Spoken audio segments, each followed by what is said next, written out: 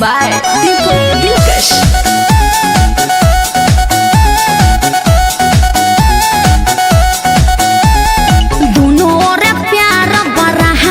एगो रहे खुशा एगो जहला बिगाड़ी दोनों ओर प्यार बरहा बरा करी एगो रहे खुशा एगो जहला बिगाड़ी नैहर में पेन्ही सूट यार मुएला नैहर में पेन्ही सूट यार मुएला साड़ी ससुरा में पेन्ही तो भतार मुएला साड़ी ससुरा में पेन्ही तो भतार मुएला साड़ी ससुरा में पेन्ही तो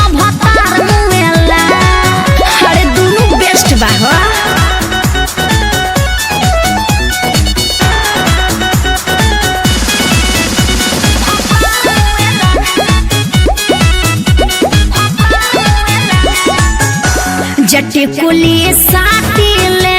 मिलार तमु हवे अन्नी रखेले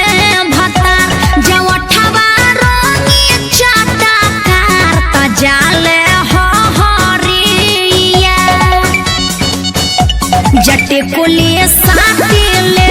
मिलार तमु हवे अन्नी रखेले भतार जवठवा रंगी चाटा कार तजाले कैसे मेहनत न करी नई खे बुझात रे दुनहु के नाही बाटे माना कइल जात रे सजी सवारी तई यार मुवेला सजी सवारी तई यार मुवेला करी सोरह सिंगार तो भतार मुवेला करी सोरह सिंगार तो भतार मुवेला करी सोरह सिंगार तो भतार मुवेला